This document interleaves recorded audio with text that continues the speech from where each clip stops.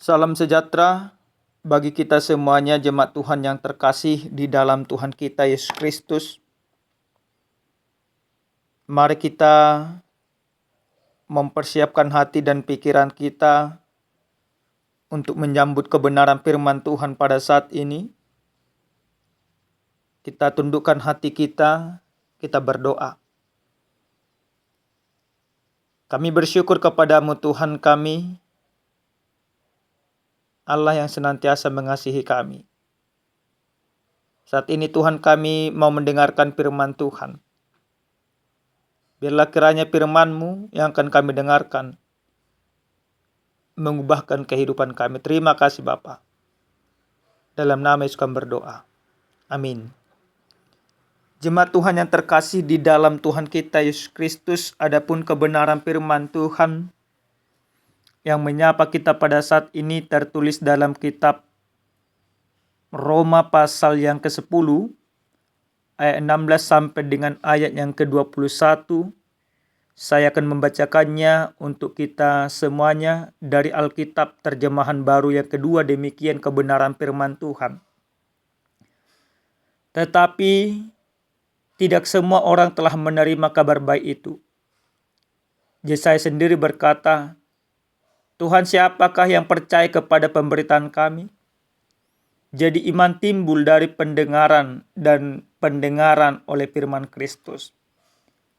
Tetapi aku bertanya, apakah mereka tidak mendengarnya? Justru mereka telah mendengarnya. Suara pembawa berita sudah sampai ke seluruh dunia, dan perkataan mereka sampai ke ujung bumi. Tetapi aku bertanya, apakah Israel mengerti? Pertama-tama Musa berkata, Aku membuat kamu cemburu terhadap orang-orang yang bukan umat dan membangkitkan kemarahanmu terhadap bangsa yang bebal. Lagi pula dengan berani Yesaya mengatakan, Aku telah berkenan ditemukan mereka yang tidak mencari aku. Aku telah menampakkan diri kepada mereka yang tidak menanyakan aku. Namun tentang Israel ia berkata, Sepanjang hari aku telah mengelurkan tanganku kepada umat yang tidak taat dan yang membantah. Demikian pembacaan kebenaran firman Tuhan.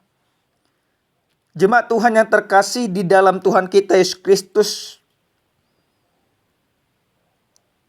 kalau kita merenung sejenak setelah mendengarkan firman ini tadi, setelah kita membaca nasnya, apa yang kita dengarkan, maka biasanya itu yang kita percayai. Maka kalau kita mendengarkan berita hoaks atau berita-berita kabar bohong, maka itu membahayakan hidup kita.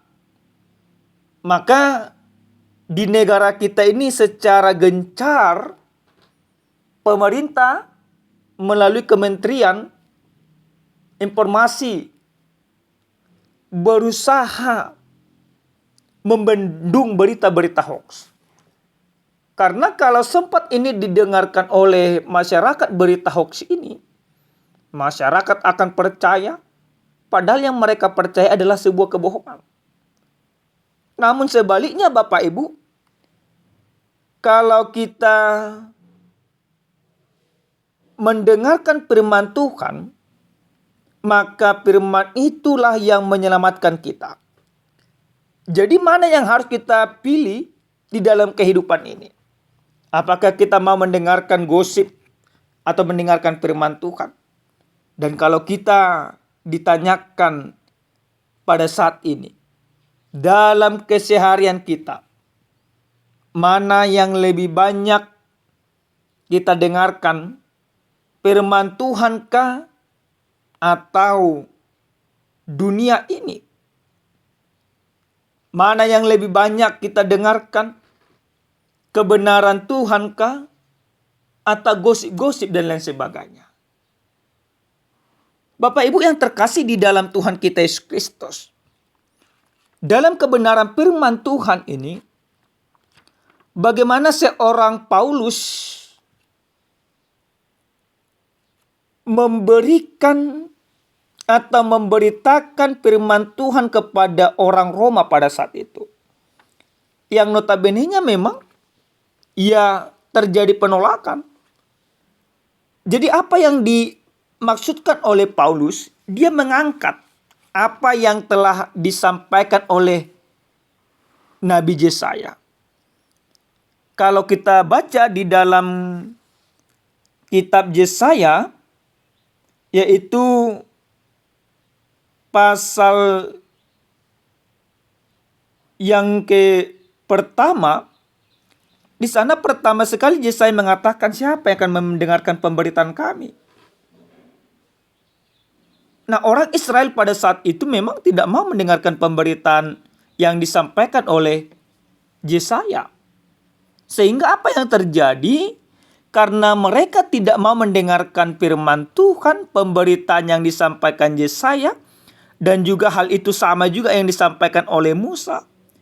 Maka umat Tuhan itu orang yang dikasihi Allah, orang yang dipilih Allah, maka mereka hidup di dalam penderitaan di dalam kehidupan mereka. Namun, kalau mereka mau mendengarkan firman Tuhan, maka mereka akan selamat. Jadi pemberitaan yang Paulus sampaikan tidak lagi hanya kepada satu kelompok saja. Tidak hanya kepada suku Yahudi lagi. Tapi sudah sampai kepada orang Yunani, orang Roma, dan sebagainya.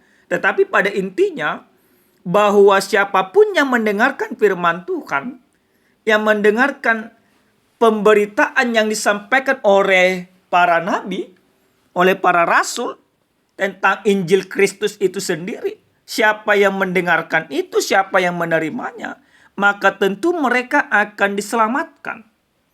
Akan memperoleh kehidupan yang kekal.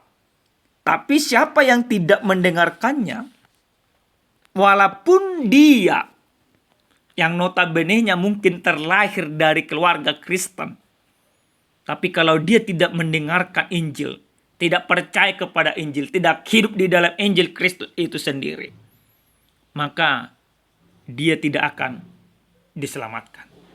Jadi tidak persoalan apa agamamu, tidak persoalan bagaimana latar belakang kehidupanmu zaman dulu, tapi yang terpenting adalah bagaimana engkau mau mendengarkan firman Kristus dan engkau percaya kepada Kristus. Maka firman itu yang engkau dengarkan itu akan menyelamatkan hidupmu. Nah, Bapak Ibu yang terkasih di dalam Tuhan kita Yesus Kristus, sesuai dengan tema yang sampai kepada kita pada saat ini, dikatakan iman timbul dari pendengaran. Salah satu contoh sederhana Bapak Ibu, iman timbul dari pendengaran ini yang paling sederhana kalau kita di tengah-tengah rumah tangga. Kalau orang tua mendengarkan lagu-lagu pujian kepada anak kecil, maka yakinlah anak kecil ini akan mampu bernyanyi mempermuliakan nama Tuhan. Tetapi kalau orang tua selalu memperdengarkan kepada anaknya, mempertontonkan kepada anak kecil itu kemarahan, pertengkaran, dan lain sebagainya, maka yakinlah anak itu akan hidup dengan temperamen sama seperti yang ditularkan oleh orang tuanya. Jadi dari situ dapat kita simpulkan Bapak Ibu, jika kita menginginkan anak kita hidup di dalam kebaikan, hidup di dalam kebenaran, hidup di dalam kasih Kristus, maka dari sejak dini ajarkan mereka tentang kebenaran Tuhan. Ajarkan mereka mendengarkan Injil Kristus.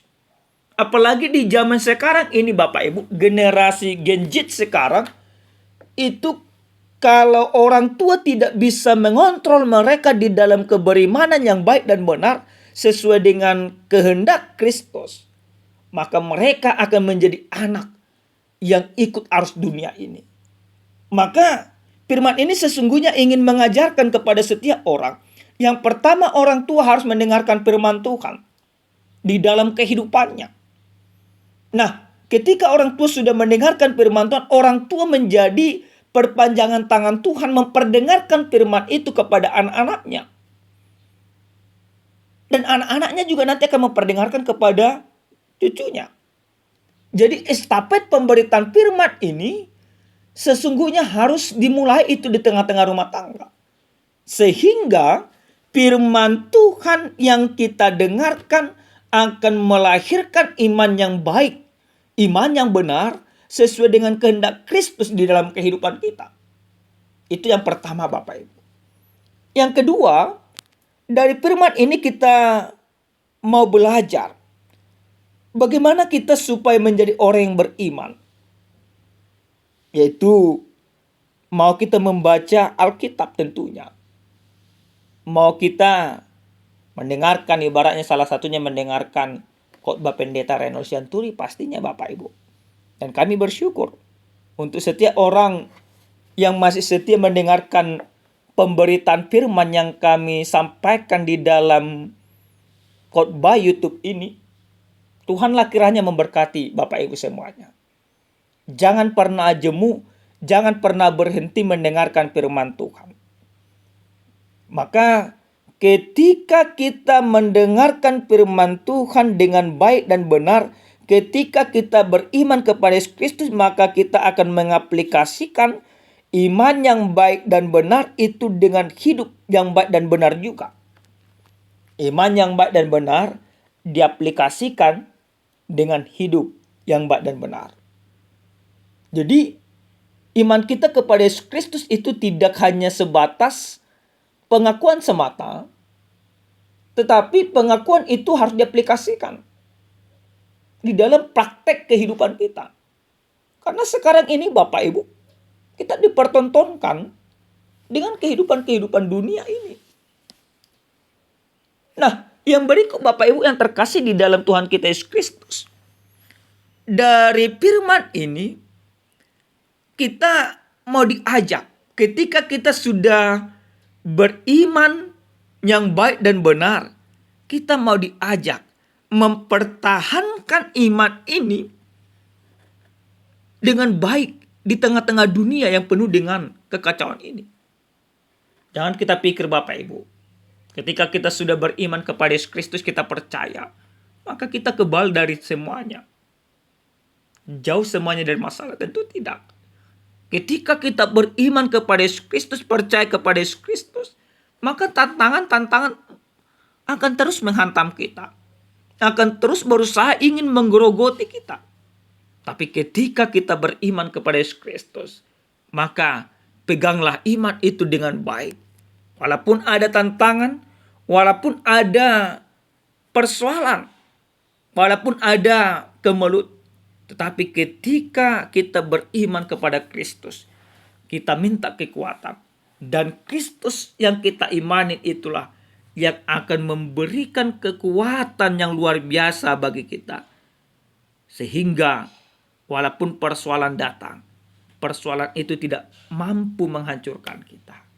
Bapak Ibu, sekali lagi lewat firman ini kami mau mengajak kita pribadi. Setiap hari perbanyaklah mendengarkan firman Tuhan di tengah-tengah rumah tanggamu, di tengah-tengah kehidupanmu, di tengah-tengah pekerjaanmu. Kurangin mendengarkan gosip, kurangin mendengarkan hal-hal yang tidak baik. Lebih baik mendengarkan lagu pujian mempermuliakan Tuhan, lebih baik mendengarkan khotbah, lebih baik mendengarkan membaca Alkitab daripada melakukan hal-hal yang tidak baik. Apalagi sekarang Bapak Ibu, judi online luar biasa. Jadi kalau kita tidak beriman dengan baik dan benar, maka dunia ini akan menghancurkan kita. Judi online akan mempengaruhi kita. Jadi kalau ada yang mendengarkan firman ini pada saat ini, yang masih terjerumus ke dalam judi-judi online, maka inilah waktunya. Dengarkanlah Tuhan, dengarkan firman-Nya. Maka firman Tuhan itu akan mengubahkan kehidupanmu. Firman Tuhan itu akan mengarahkan hidupmu menuju kemuliaan Kristus itu sendiri. Amin. Kita bersatu dalam doa. Kami bersyukur kepadamu Tuhan kami, Tuhan yang maha baik, Allah yang maha kasih, Allah yang maha pemurah, untuk firman-Mu yang sudah kami dengarkan. Biarlah Tuhan, kami semakin beriman kepadamu, dan iman itu kami buktikan dengan praktek hidup yang baik dan benar. Terima kasih Bapa, dalam nama Yesus kami berdoa. Amin. Salam sejahtera Bapak Ibu, Tuhan Yesus memberkati.